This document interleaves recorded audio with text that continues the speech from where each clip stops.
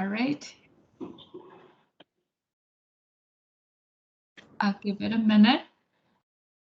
Okay, cool. So I'll get today's meeting started. So hello, everyone. Welcome to July 29th APAC community call. And so here we can see our agenda today is firstly, we'll have a quick share of Odyssey news, as well as again, kind of want to let everyone know about the ETL tutorial if you have not signed up, but there is one coming up. And then we'll have a presentation from the global community call about drugs adverse event, which we'll look at together. So with that, I will first go to kind of just I know we talked about this already last week, but since it's really coming up in a couple weeks, so I want to kind of let everyone know, or just remind everyone again that we have a two full day ETL tutorial that is happening on August 12th and 13th, starting 9 a.m. Korea time. So I think that's 8 a.m. Singapore, Taiwan, Hong Kong, China time, and I think it's 10 or 11, depending on where you are for Australia time, right? I think because there are different time zones.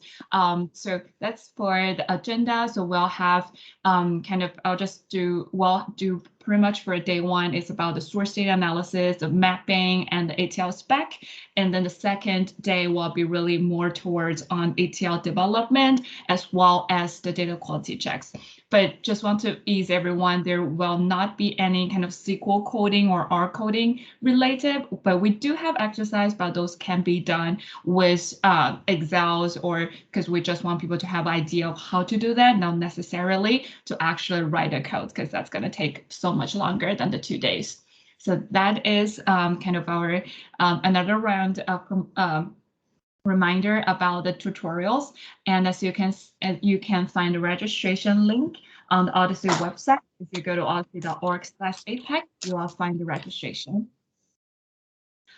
And then going to the Odyssey news. So actually there is another great paper that was just published. Oh, literally 3 days ago. I realize it's news, but it's really news. So this is another paper. I think, Nicole, I see you. Nicole is also, I feel like it's probably you're better to introduce. Would you like to introduce the paper, or would you like me to do that?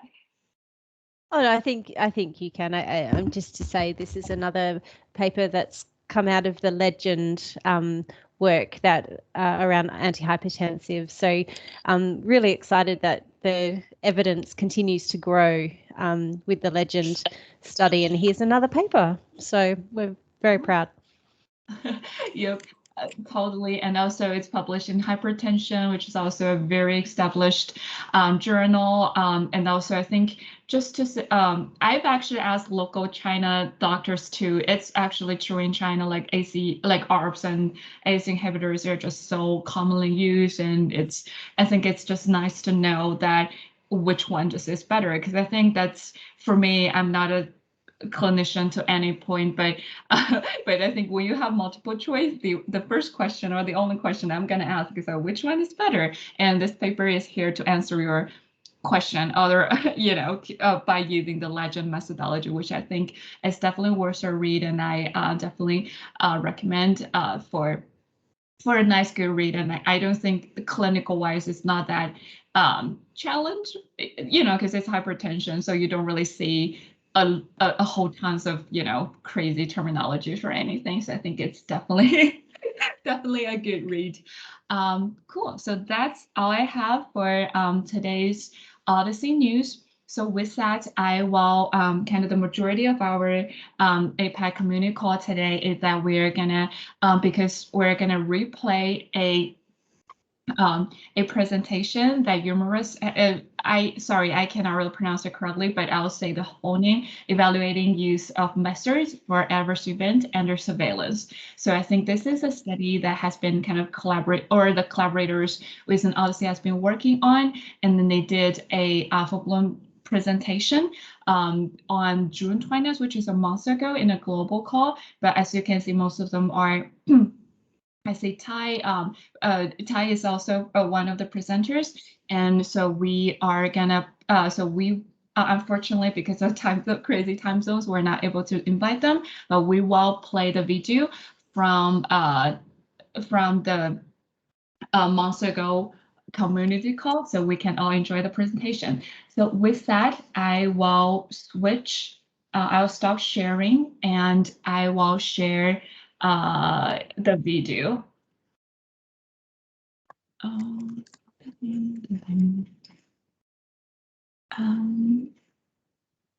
Okay.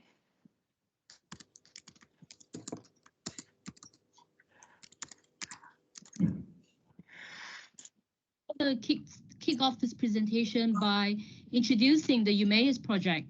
So it's basically a methodological study evaluating the use of methods for adverse events under surveillance relating to COVID-19 vaccine use. So before we go into the details, I would like to first introduce the motivation behind the study.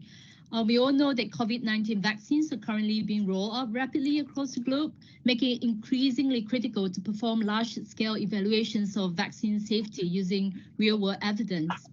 Now, the aim of EUMAEUS is to estimate the comparative performance, which includes bias, precision, and timeliness across 4 study designs, namely the case control, cohort, historical rate, and self-control methods for vaccine safety. Now, while there have been studies done looking at the comparative performances mentioned here, most were from simulation studies. And that's why the EUMAEUS study is so unique and important because of the richness of real-world data that sits within the Odyssey network, which provides a great platform to evaluate vaccine safety. Next slide, please. Next. So there are many study designs proposed for vaccine safety surveillance, but I would like to bring your attention to 4 of the most commonly used ones that we have used in EUMAEUS. First is the case control study. It's basically a comparison of cases versus non-cases from the same source population from the same time period.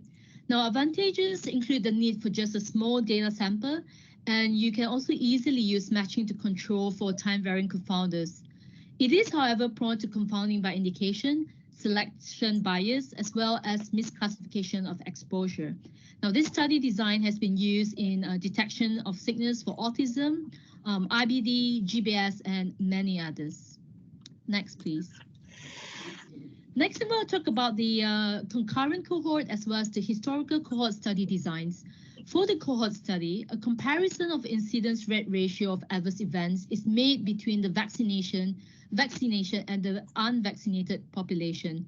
While for the historical cohort, a comparison is made between the observed and expected incidence of adverse events based on historical data. Now, the cohort is easy to implement, and potential confounders can be controlled by using matching or stratification. The historical comparator has greater statistical power to detect rare adverse events, and it is also known to improve timeliness in detecting potential safety signals. There are, however, some limitations. Cohort studies may be confounded by indication and also susceptible to misclassification of exposure. The historical comparator is susceptible to temporal confounders, such as seasonality, changing trends in the detection of adverse events, as well as variation in any coding or diagnostic criteria over time. Now, in terms of clinical applications, both study designs have been widely used in both adult and pediatric vaccines. Next, please. Last but not least is the self-controlled study design, which includes the self-controlled case series as well as the self-controlled risk interval. Using this study design, the incident rates in exposed time period is compared to the incident rates of self-matched unexposed time periods. Now, one of the major advantages of this study design is the ability to adjust for time-invariant confounders, while on the flip side, the major disadvantage is the inability to adjust for time-varying confounders. It is also prone to reverse causality bias. Now, this study design is also widely used to study signals of various adverse events across a wide range of vaccines, as you can see there. Next, I'll pass on the baton to Mark. Thank you very much. Next slide, please. So EUMAEUS is an empirical benchmark study that builds upon our prior work where we were looking at the comparative effectiveness and safety methods for drugs that we published in the Harvard Data Science Review. The chief aim of EUMAEUS is to systematically evaluate the statistical performance of methods that will allow us to reliably identify vaccine safety signals. And the key part is in the real world setting, not in the simulation setting. In the real world, we are confronted with a large amount of systematic error, including misclassification and confounding. And little is known about how these different methods function in the real world setting with these types of errors. Next slide. Vaccine safety surveillance methods can be systematically reduced into 4 different components that we're going to explore one by one. These components are first the construction of the counterfactual. So what are the expected counts without vaccination against which we'll compare the observed counts? A time at risk in which one is interested in looking for these observed safety events. Then, given that time at risk and the number of events that happen, one needs to ask, what is the appropriate test statistic that we'll use to estimate a difference between the expected and the observed? And finally, implementing a decision rule based on that test statistic to classify which are true safety signals from the non-signals. Next slide, please. So let me start with counterfactual construction. As Lana mentioned, we're going to look at case-controlled design, the contemporary cohort method, historical rates, and self-controlled case series. In each of these, we're actually going to look at 17 total different variations of these 4 larger designs, each of those drawn from the literature. And to give you an idea of what some of those variants are, if we look at the contemporary non-user comparative cohort method, we might ask, how do we define the non-vaccinated patients or the non-users?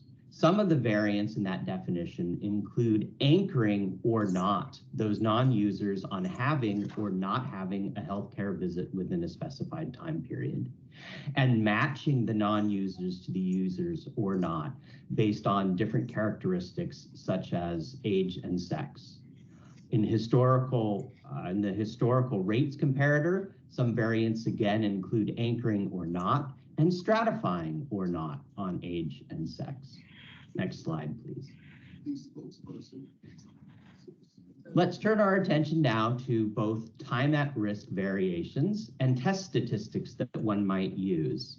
So the time at risk variations that we're going to explore in the study include 0 to 1 days, so immediately after vaccination, 1 to 28 days, or 1 to 42 days. And most of the results that we'll present today will be looking at just the time at risk, basically within that first month after vaccination. Also within time at risk comes dose definitions. Some of the different vaccines that we're looking at include 2 different injections over a period of time, and we might want to define that time at risk after the first vaccination, after the second vaccination, or using information from both. Finally, in terms of test statistics that we'd like to estimate, obviously there's the effect size, such as the incidence rate ratio, hazard ratio, or odds ratio for the different methods. But we'll also look at test statistics based on the log likelihood ratio. So this is very common in vaccine safety surveillance, and looking at log likelihood ratio variance, allows us, for example, to control for multiple testing over time using an approach called maximum sequential Poisson ratio test approaches. And for each of these test statistics, we'll look at the performance both with and without empirical calibration to help control for the systematic error that exists in real-world evidence. Next slide, please. In terms of the performance metrics, we need a decision rule that's going to help us classify the signals from non-signals. In terms of the effect estimates, those decision rules could be based on bias and variance, particularly the bias and variance estimates that tell us about what is the residual systematic error, and is that reduced under certain designs or not. But in terms of classifying signals versus non-signals, some of those decision rules could be based on type 1 error rates or type 2 error rates. And I'd like to do a quick review of what type 1 and type 2 errors are, because we'll come back to them multiple times throughout this presentation. So a type 1 error is claiming a signal when it is not true. So a very low type 1 error rate means you have a highly specific test. Ideally, one wants to predetermine what that type 1 error rate is, say nominally 5%, but that's very difficult to do when there's systematic error. A type 2 error occurs when you miss a signal that is true. So a very low type 2 error signifies a test with very high sensitivity. Ideally, in this very data-rich realm, we'd like our power to go to 100%, so you might expect the sensitivity, sort of the type 1 error rate, to get ideally as close to 0 as possible. And finally, we'd like to look at timeliness, the amount of time that it takes to achieve a significant power to identify the true signals. Next slide. We're going to do this in the setting of sort of real-world evidence. So our exposures of interest are going to be several different historical vaccination campaigns. The first is looking at exposure to the H1N1 pandemic or flu pandemic vaccination between 2009 and 2010. A couple of different variants looking back at seasonal influenza. And in terms of 2-dose vaccinations, we'll look at the exposures relative for vaccination against zoster and HPV. We'll examine these within 4 different data sets. And across these different data sets, we'll look at our ability to identify signal versus non-signal using 93 real-world negative controls. So these are negative control outcomes that are not related to exposure to any of the vaccines. And they've been specifically chosen so that they have similar prevalence and severity to the adverse interests of special interest for COVID vaccination. We whittled the list down to 93 after extensive clinical review, so that we have signals from these negative controls will also impute positive controls with known effect sizes. This is all done in the setting of open science with pre-specified and registered protocols, open analytic code, and public access to all the results. And on this slide are some of the links to the protocol, the code, and the results as they're unfolding. So next slide. Finally, as we go through these results, there's a couple of questions that I want you to keep in the back of your mind that will help focus the material. First, which of the methods lead to the least bias in real world? And specifically, what's the effect of counterfactual anchoring or not? What is the effect of confounding adjustment? Are these necessary design choices as we move forward? Also, what's the trade-off that we have to make to achieve, say, 50% power in terms of our type 1 error, the trade-off for the type 1 error? A question that came up in our minds is really, should we be combining multiple designs under, say, the signal generation, then evaluation paradigm to improve performance? Is sequential testing correction, for example, adjusting for my type 1 error as we do multiple looks through time, really a panacea for correcting our type 1 error? And finally, does the second dose influence your model choice? Next slide. And with that, I'd like to turn it over to Xintong to begin presenting some of our results on the historical rate comparison methods. Hello, everyone. So I'd like to go more detail about this method, historical rate comparison. Next, please. So let's record advantages. We have a lesson from Lana about this method, which is including the greater statistical power to detect rare events and also improve the timeliness of estimating the risk. So these two advantages make these methods especially useful at early stage of vaccination introduction, which is similar to a COVID vaccine in the situation we are in now. And also, I want to remind that the historical rates can be generated from either literature or within the same databases or other sources as well. So here in the study, we are doing the comparison within the same databases, which is also the best case scenario. Next, please. So there's three different choices we have in the study design. It's about the population, whether we are unadjusted population or we adjusted for age and sex. And also for the historical comparator, we are either using people at risk for entire year or are related or anchoring on an outpatient visit. And we have a choice of either doing empirical calibration or not. Next, please. So here is a general view about this method.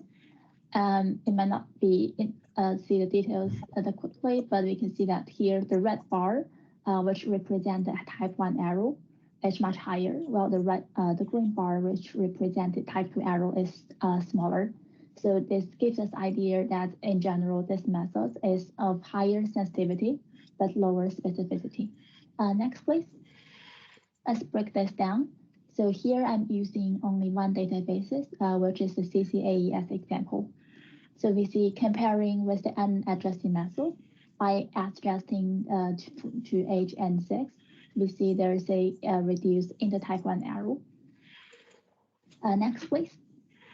And by further anchoring the historical visit, the background rates on the historical visits, we see there's a further reduction in the type 1 arrow, that we also see there's slightly increase in the type 2 arrow. Next, please. We also like to see how the empirical calibration works on this. So on the right-hand side plots, the yellow bar represented the uncalibrated one, and the dark bar represented the type 1 and type 2 arrow for the calibrated results. So we could see that while we see there is the type 1 arrow has been close to normal because of the empirical calibration. This is actually at the cost of increasing the type 2 arrow. Next, please. We also see a similar trend of the situation for all other settings and for all those databases as well. Next, please. And finally, let's look at the timelines. Here I'm using only one database, which is CCAE vessel, and only look at analysis that is adjusted for age and sex without anchoring on historical events and no calibration. So the area under the orange line is the vaccination uptake. So we see for the top row, which is the H1N1 vaccine and the seasonal flu vaccine, the vaccine and uptake is much higher speed and also fast. Higher uptake and also faster speed. We also see that for the top row 2 vaccines, the estimation gained more stabilized at about early stage, which is about the 3rd to 4th month after the study period. Well, for the lower row, which is for zoster and HPV, we didn't see the similar cases. So this tells us that this method could generate a stable estimation for the vaccination that was higher and faster uptake and enable an early detection of the potential safety signal. Next, please. So in conclusion, we see that this method, the historical rate comparison method, is more sensitive but not that specific. It's probably overestimate the risk. And we can also see that by adjusted for age and sex, also anchoring on historical visit for the background population, we can reduce the positive and lower the type 1 arrow. We also see that the empirical calibration could reduce the type 1 arrow, or to say force type 1 arrow back to normal, but this is at the cost of a huge increase in the type 2 arrow. And next, please. So I'd like to pass to Fauza. Thanks. Thank you, Zintong. Hi, everyone. My name is Fauza Arshad.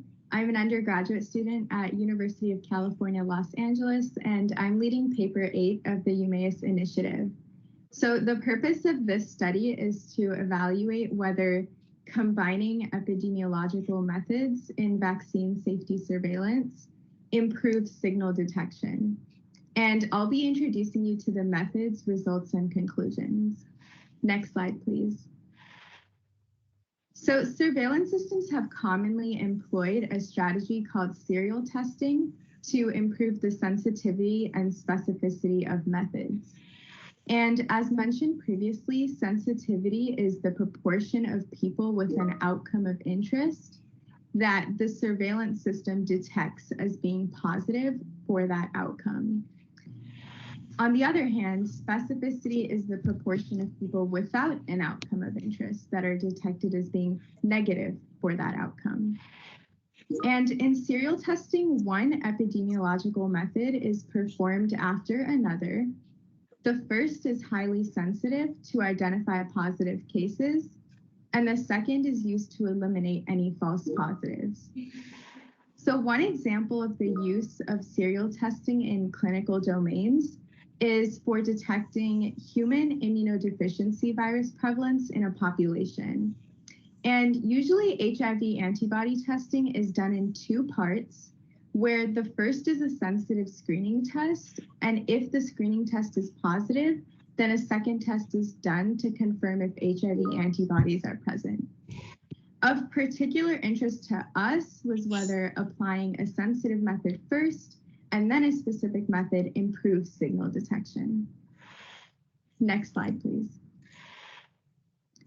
For this study, we hypothesized that combining methods for COVID-19 vaccine surveillance is desirable. And we tested our hypothesis by choosing 2 epidemiological designs. The first was a sensitive historical comparator design, and the second was a specific self-controlled case series design. Then we combine them. Next slide, please. Our results showed that using the serial strategy did not actually improve signal detection compared to when the epidemiological designs were used alone. In this plot, we've depicted uncalibrated type 1 error and uncalibrated type 2 error on the x-axis. We have 3 different designs on the y-axis, and we've used the IBM MarketScan Medicare supplemental database for all outcomes with a time at risk of 1 to 28 days. So I've zoomed in onto the exposure of seasonal influenza vaccination.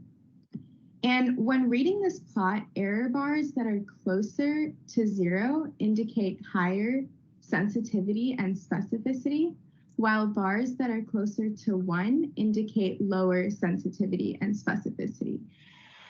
Let's focus on comparing uncalibrated type 2 error, which are the black bars, for the 3 designs. We can see that the historical comparator design has lower type 2 error than the self-controlled case series design, indicating fewer false negatives and higher sensitivity. This means that the historical comparator design is less likely to miss a signal when it exists compared to the self-controlled case series design. For type 1 error, the self-controlled case series design has fewer false positives than the historical comparator design. And this indicates that it's more specific and less likely to detect a signal when the signal does not exist. Then when we combine the methods using the serial method, we would expect sensitivity and specificity to be high. But actually, our results show that this is not the case. In fact, the combined method is actually less sensitive than either the historical comparator alone or self-controlled case series alone. Next slide, please.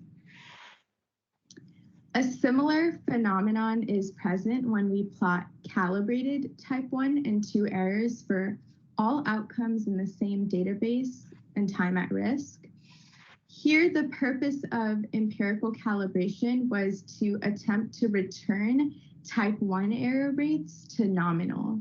And we see that this was successful because type 1 error was closer to 0, notably for the historical comparator design.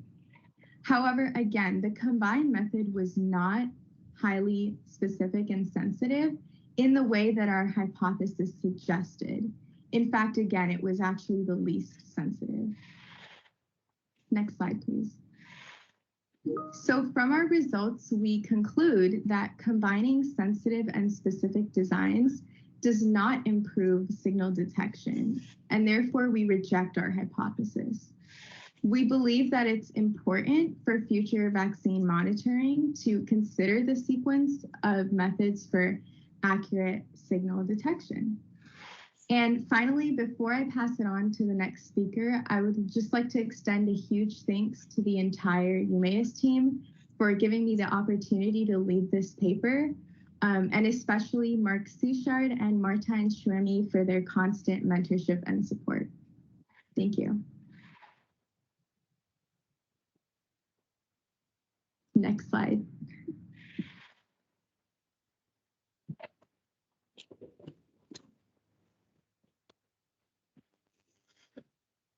Patrick, can you pull it up?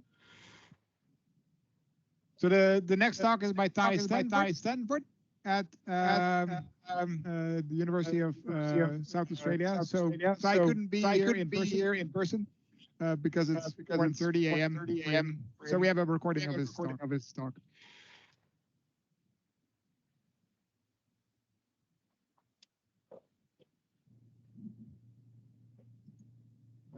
Hello everyone, I'm Tystanford and I've been charged with telling you about what we found when we used the second dose information in the EUMAEUS study. A special thanks goes to Associate Professor Nicole Pratt and the human genius that is known as Martijn Schwemme, as well as the rest of the EUMAEUS task force. Starting with the aim of our sub-study, we're primarily interested in our ability to find exposure outcome signals, and does adding second dose information help our cause?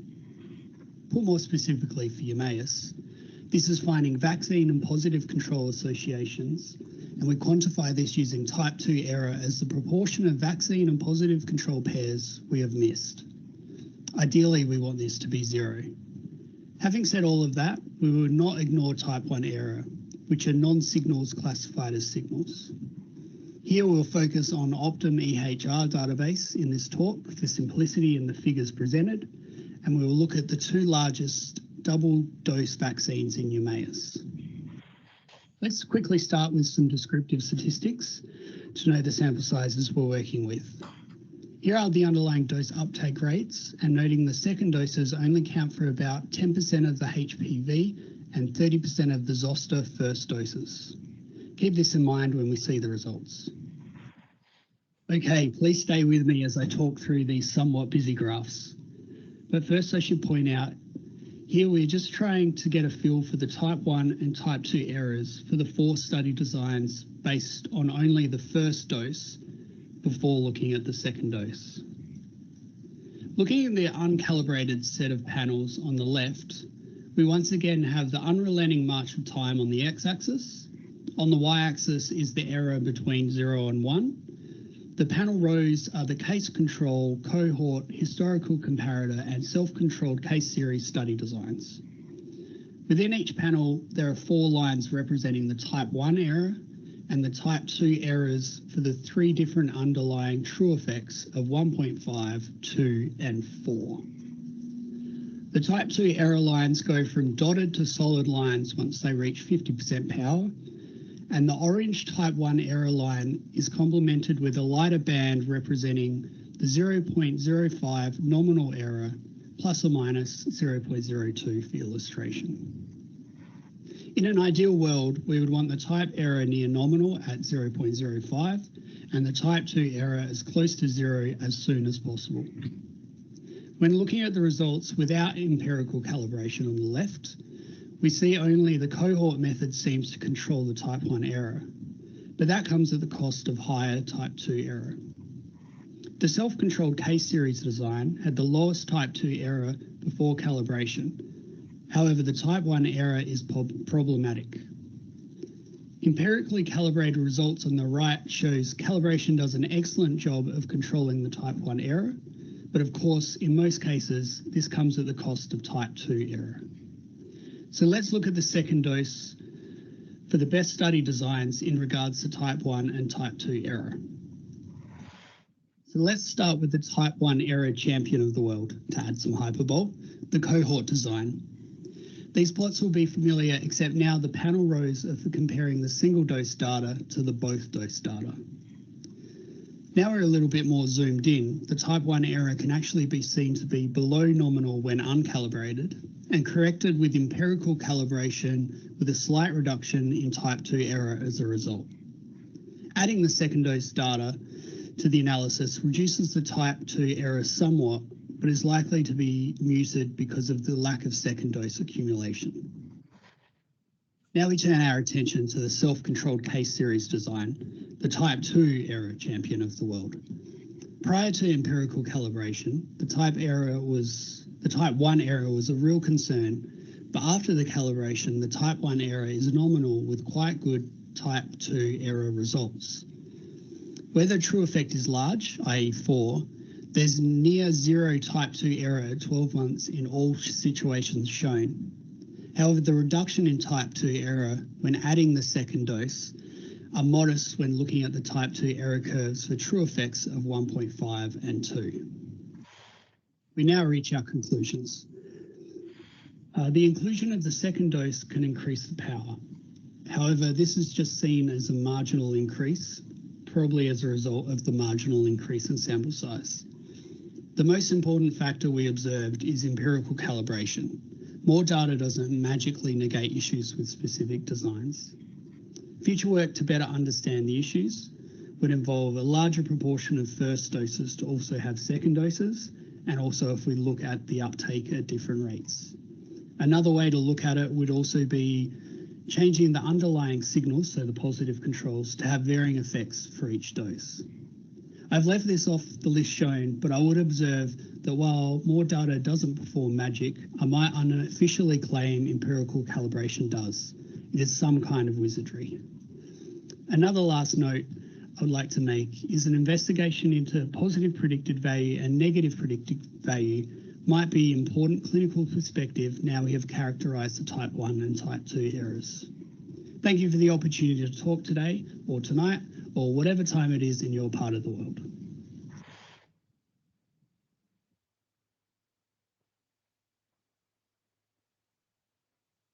All right, awesome. I'm gonna now take over, hopefully.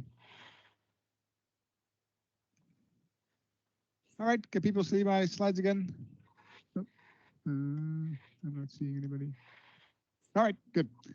All right, so up to me for the to give the last part of this presentation. I'm going to be talking about comparing performance across methods, although I guess some of the previous talks have also done that.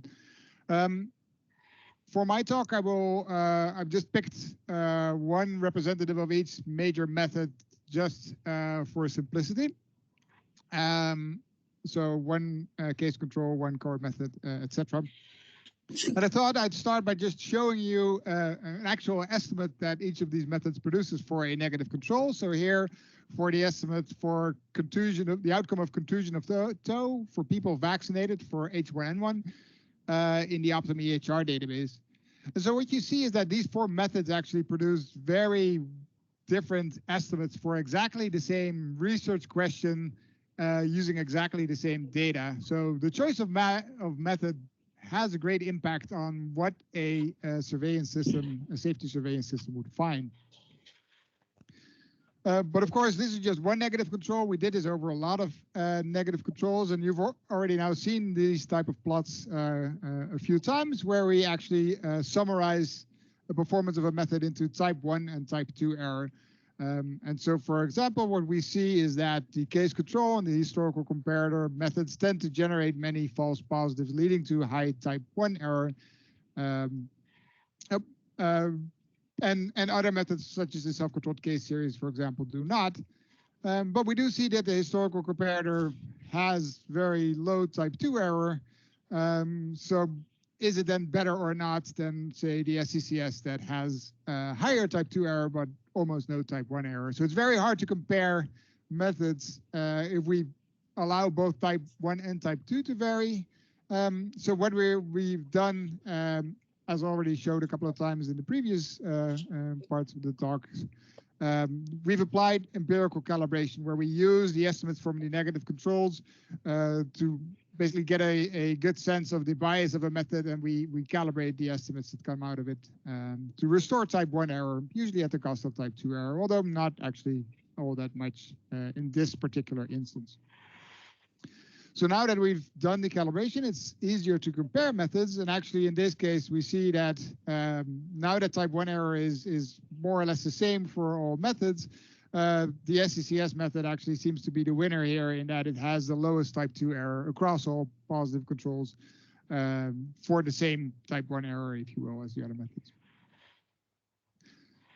But this systematic error that we're adjusting for is not the only problem that you should be adjusting for. As anybody who's familiar with vaccine safety surveillance can tell you, another important aspect is sequential testing. So if we're using the same data month after month to look at the data to hopefully detect safety signals as early as possible, we have to take into account that we're doing multiple testing on the same hypothesis.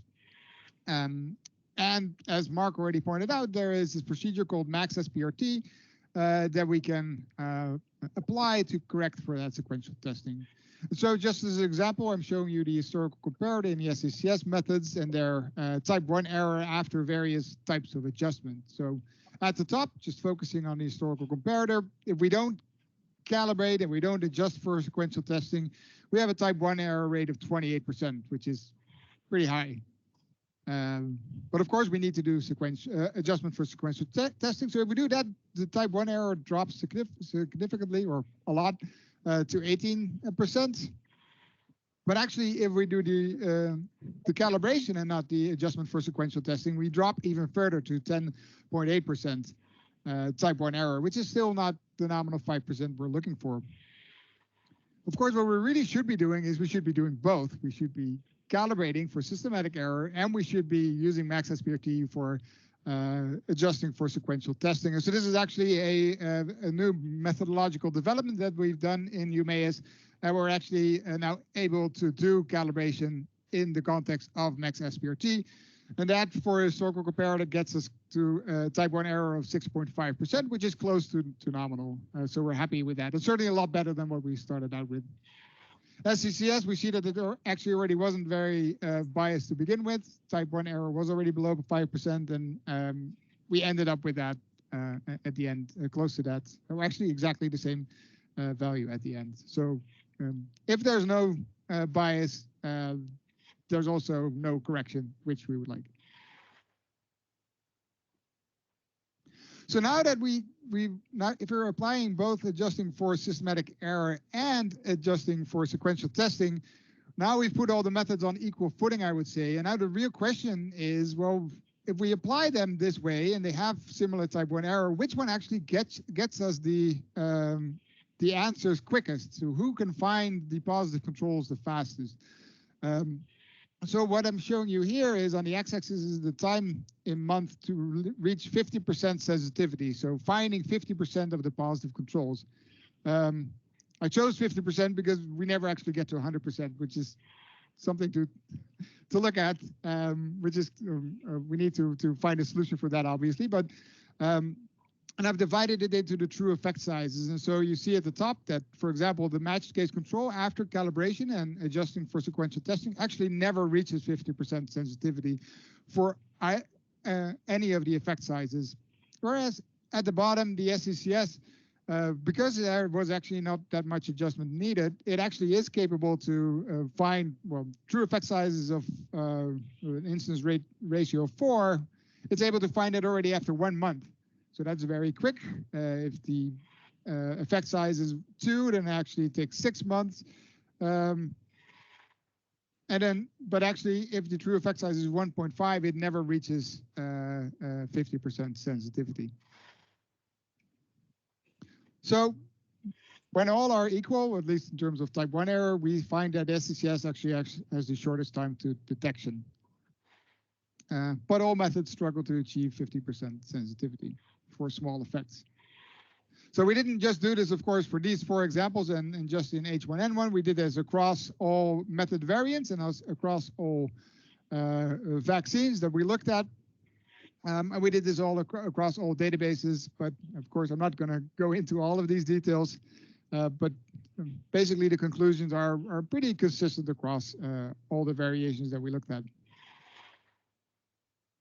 So in conclusion, many of the methods that we looked at show large systematic error / type 1 error. Applying empirical calibration, which we've been using in Odyssey for quite a while now, can restore type 1 error to nominal at the cost of increasing type 2 error, although how much of a cost depends on how much systematic error there was to begin with.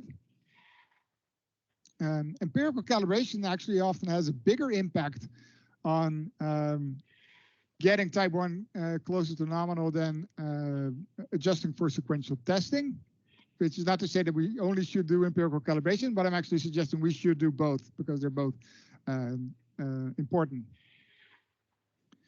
After we calibrate and adjust for sequential testing, the SCCS seems to be best overall in terms of the shortest time to detection. However, no method achieves high sensitivity for small true effect sizes, which is an interesting finding that we need to see how we're going to deal with that. So now I'd like to wrap up our set of talks by just going over some recommendations that we would have for if one were to build a safety surveillance system. So because many methods have a positive bias that cause many false positives, high type 1 error, we recommend that any system should include negative controls and use empirical calibration, but at least use negative controls so that you're aware that you have a high type 1 error rate. You should probably include self-controlled designs because those tend to show low type 1 error. You should always use confounding adjustment, which sort of seems to go without saying, but especially when we're trying to quickly monitor, that is something that sometimes is not done. And when you're doing anchoring, you should carefully consider what anchor you use for your counterfactual. Detecting more than half of true adverse effects may require accepting more false positives. So we saw that at an alpha of 0.05, so cutting off at the p-value smaller than 0.05.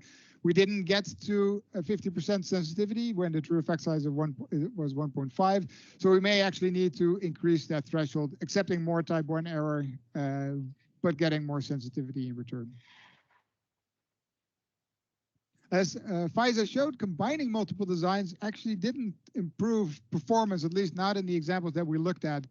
And so we would argue that currently there is no evidence that suggests that it makes sense to distinguish between signal generation and signal evaluation, especially when it's possible to run all of these methods at a large scale. So using them for signal generation, it's not sure whether then it should be a next more advanced technique to use. The second dose is often underpowered to contribute to evidence, but that of course may not generalize to the COVID world, where we luckily see a much higher uptake of the second dose of the COVID vaccines. And that's the end of my talk. So thanks everybody. Thanks to all the speakers for their wonderful talks. And let's open the floor to questions.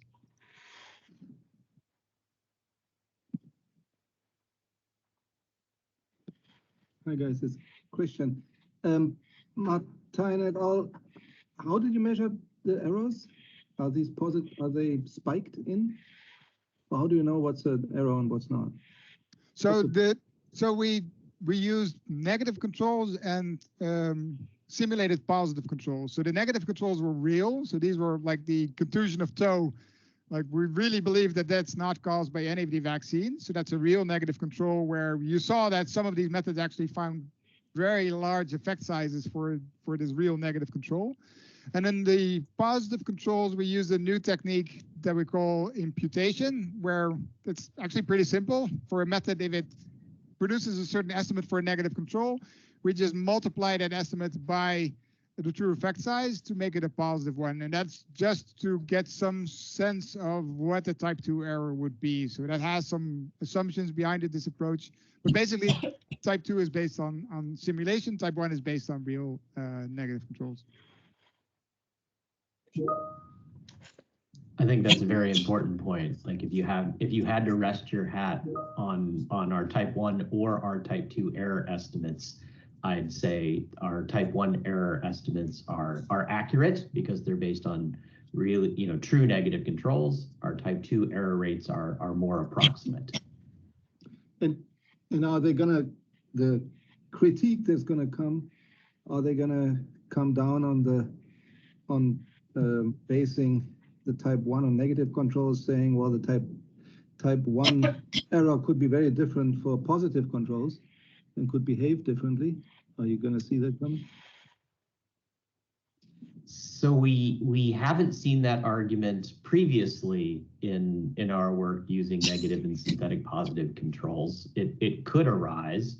The challenge is real positive controls don't exist in a practical setting.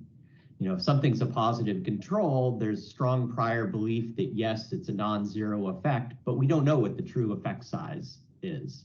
So yes, it's not 0, but is it 0.1? Is it 0.378?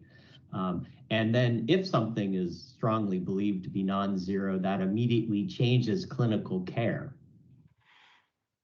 And that changing of clinical care changes, both the exposure that might be influenced to that positive control, and then our measurement of the outcome itself. So real positive controls are a conundrum unto themselves. Fauza, you have a question? You raise your hand. Yeah, I was wondering, were these main findings consistent across all the data sources and across all the vaccine types? And basically, was there any differences in the EHR versus the claims? Yeah, so by and large, I would say that they are consistent, although there are, of course, differences in that. We saw that for H1N1, we never reached 50% sensitivity, but if we look at all flu vaccines in a particular year, we actually do get there, but that's because the numbers are so great.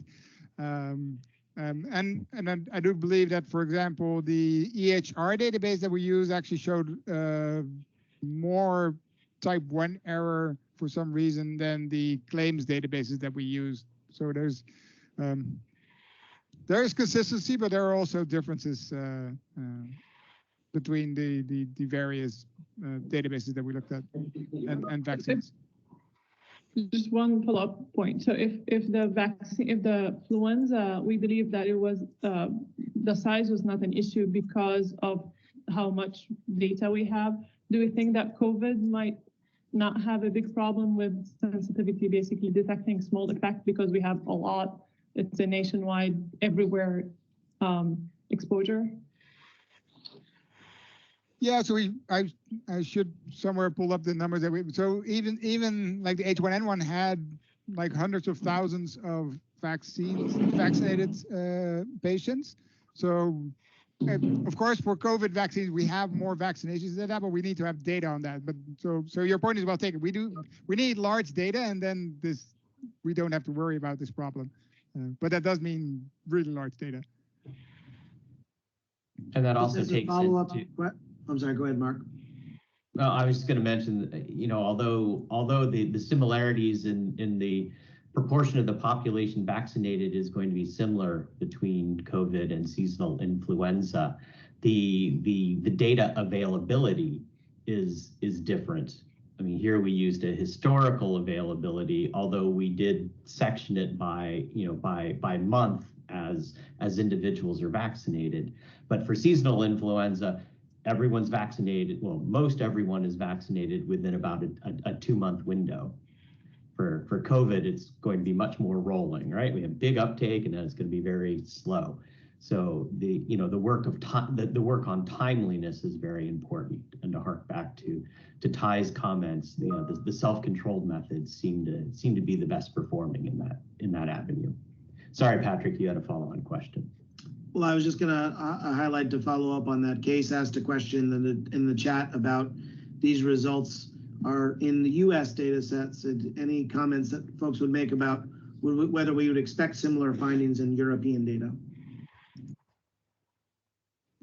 So yeah, unfortunately, we didn't use any European data just because the way that we set up the experiment, like these vaccines, actually, we couldn't detect them with high enough frequency in some of the European databases that we looked at.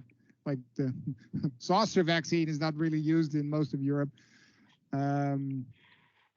I honestly have no clue how it would perform in Europe because I think the data capturing mechanisms in Europe are quite different from the ones in the US. But yes, we need to try, but then we need to change the design of the EUMAEUS experiment to also basically run in the European setting. There are a couple of comments from Donnie in the chat expressing interest in moving forward and replicating as possible EUMAEUS and CPRD and one other data source that's fallen off the line.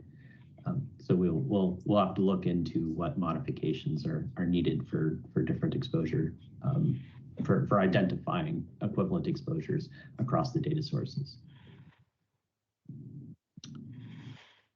So we're at the top of the hour. I first just want to thank Lana, Mark, Jingtung, Fauza, Ty, Martijn for a really extraordinary presentation. I know you guys put a huge amount of work in to prepare this, and it really showed in terms of the polish and professionalism. And I think these results are going to have major impact on public health. So excited to see you continue to move this forward.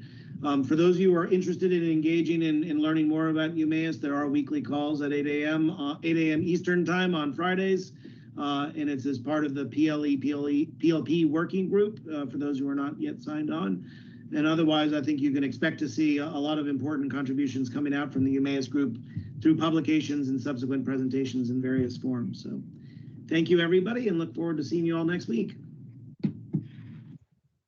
Thanks, everyone. All right, cool. So so that is kind of the presentation on EUMAEUS. And so I think if any questions, I believe they have posts in the Odyssey forum. So feel free to contact any of the speakers, and we have the information listed in the deck as well. Cool. So I just wanted to know, I mean, I put it out there. Is this something, you know, the Asia Pacific organizations want to participate in? I mean, I know it was talked about that this was only done on US data and they've not even tried it on European data, but would it be something worth replicating in the Asia Pacific zones?